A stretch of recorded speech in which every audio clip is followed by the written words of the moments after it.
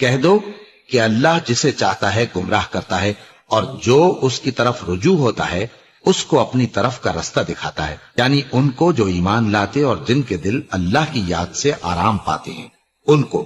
اور سن رکھو کہ اللہ کی یاد سے ہی دل آرام پاتے ہیں۔ جو لوگ ایمان لائے اور عمل نیک کیے ان کے لیے خوشحالی اور عمدہ ٹھکانہ ہے۔ اور اگر شیطان کی طرف سے تمہارے دل میں کسی طرح کا وسوسہ پیدا ہو تو اللہ سے پناہ مانگو، بے شک وہ سننے والا ہے، سب کچھ جاننے والا ہے۔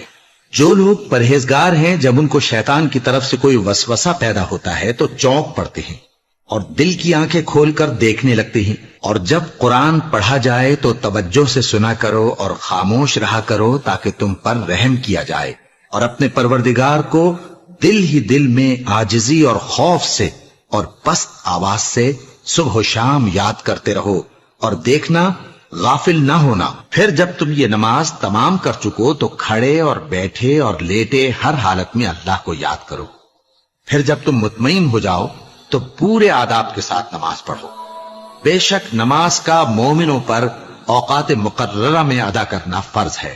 مسلمانوں، نجات نہ تو تمہاری آرزوؤں پر ہے اور نہ اہل کتاب کی آرزوؤں پر۔ جو شخص برائی کرے گا اسے اسی طرح کا بدلہ دیا جائے گا، اور وہ اللہ کے سوا نہ کسی کو حمایتی پائے گا اور نہ مددگار۔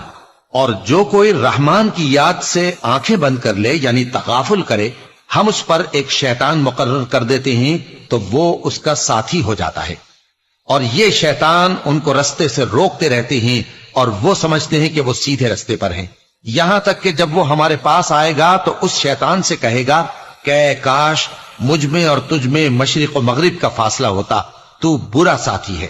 اے اہل ایمان، اللہ کا بہت بہت ذکر کیا کرو اور صبح و شام اس کی پاکی بیان کرتے رہو۔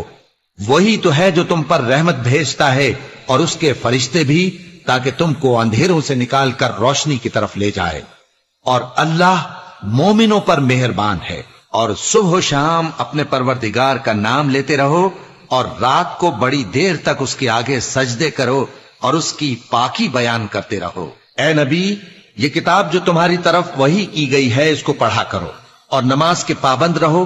کچھ شک نہیں کہ نماز بے حیائی اور بری باتوں سے روکتی ہے، اور اللہ کا ذکر سب سے بڑا ہے، اور جو کچھ تم کرتے ہو اللہ اسے جانتا ہے۔ مومنوں، جو پاکیزہ چیزیں اللہ نے تمہارے لیے حلال کی ہیں ان کو حرام نہ کرو، اور حد سے نہ بڑھو کہ اللہ حد سے بڑھنے والوں کو دوست نہیں رکھتا۔